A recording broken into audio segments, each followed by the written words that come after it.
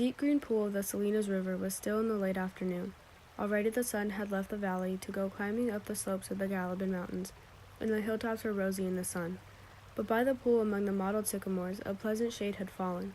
A water snake glided smoothly up the pool, twisting its periscope head from side to side, and it swam the length of the pool and came to the legs of a motionless heron that stood in the shallows.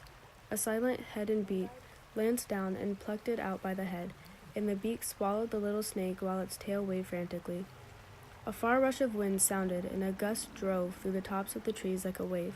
The sycamore leaves turned up their silver sides, the brown dry leaves on the ground scudded a few feet, and row on row of tiny wind waves flowed up the pool's green surface. As quickly as it had come, the wind died, and the clearing was quiet again. The heron stood in the shallows, motionless and waiting. Another little water snake swam up the pool, turning its periscope head from side to side. Suddenly, Lenny appeared out of the brush, and he came as silently as a creeping bear moves. The heron pounded the air with its wings, jacked itself clear of the water, and flew off down river. The little snake slid in among the reeds at the pool's side. Lenny came quickly to the pool's edge. He knelt down and drank, barely touching his lips to the water. When a little bird skittered over the dry leaves behind him, his head jerked up, and he strained toward the sound with his eyes and ears until he saw the bird, and then he dropped his head and drank again.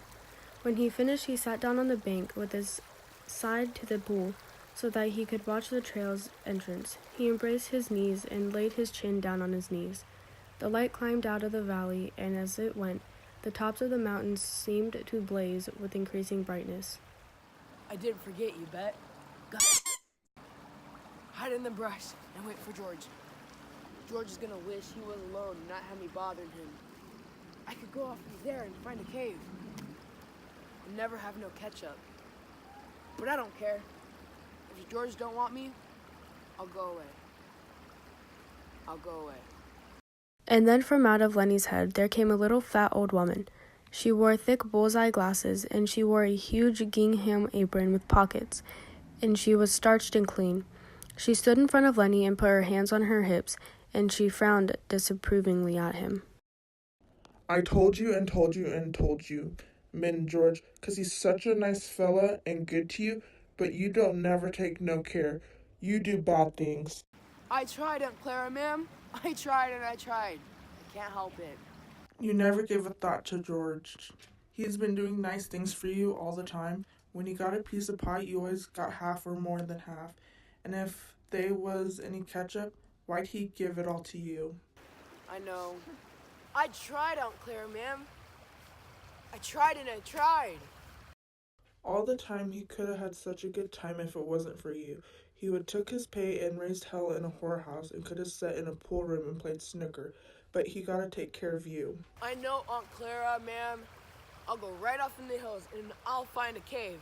And I'll live there, so I won't be no more trouble to George. You just say that. You're always saying that, and you know, son of a well, you ain't never gonna do it. You'll just stick around in a stew and be Jesus out of George all the time. I might as well just go away. George ain't gonna let me tend no rabbit. 10 rabbits. You crazy. You ain't fit to lick the boots of no rabbit. You forget him and let him go hungry. That's what you do. Then what would George think? I would not forget. Aunt Clara was gone, and from out of Lenny's head there came a gigantic rabbit. It sat on its haunches in front of him, and it waggled its ears and crinkled its nose at him. You ain't worth a grease jack pen to ram me into hell. Christ knows George has done everything he could to jack you out of the sewer, but it don't do no good. If you think George is going to let you tend the rabbits, you're crazier than usual. He ain't. He's going to beat the hell out of you with a stick. That's what he's going to do. He ain't neither. George wouldn't do nothing like that. I known George since I forget when. And he ain't never raised his hand to me with a stick. He's nice to me. He ain't gonna be mean. Well, he's sick of you. He's gonna beat the hell out of you and then go away and leave you. He won't.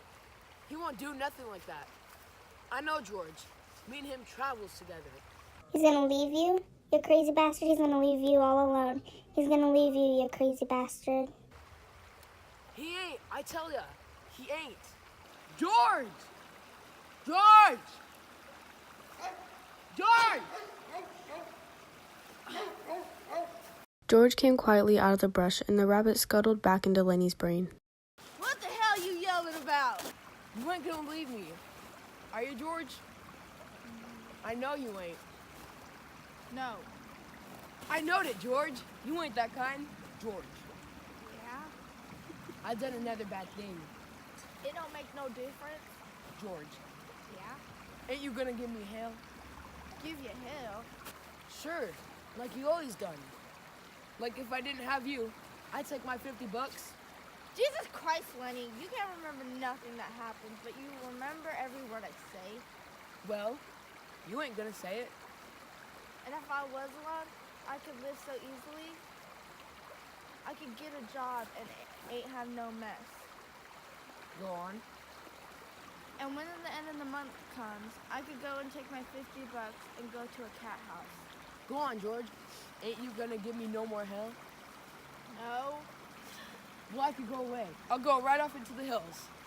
And I'll find a kid if you don't want me. No, I want you to stay with me. Tell me like you done before. Tell you what? About the other guys and about us. Guys like us got no family. They make little mistakes and then they blow into it.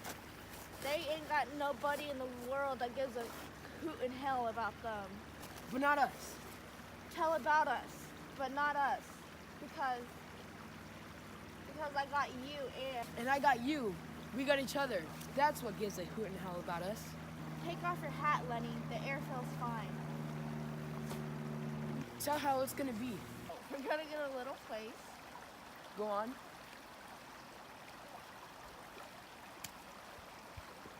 How's it gonna be? We're gonna get a little place?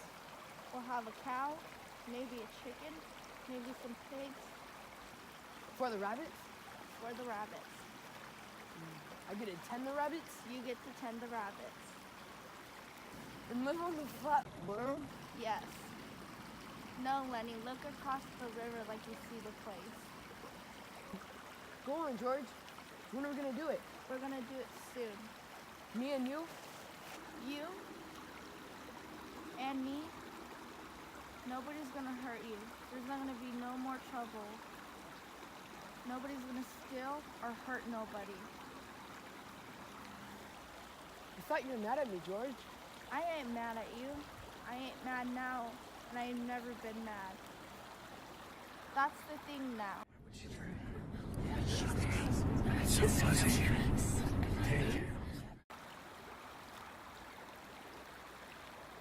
Let's do it now. Let's get the place now. Sure now, I gotta, we gotta, and then George? Where you at, George? got him by God, right in the back of the head.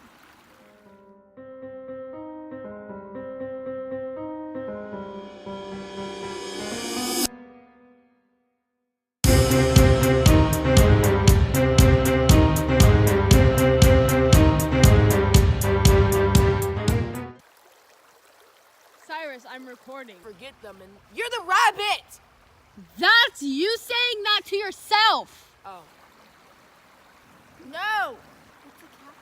No. Hi, we're doing a script. Oh. We're acting. Let's scoop. Let's walk. You do. Guys like us got no family. Hi, we're doing a script. Us got I no... didn't start going now though. Okay.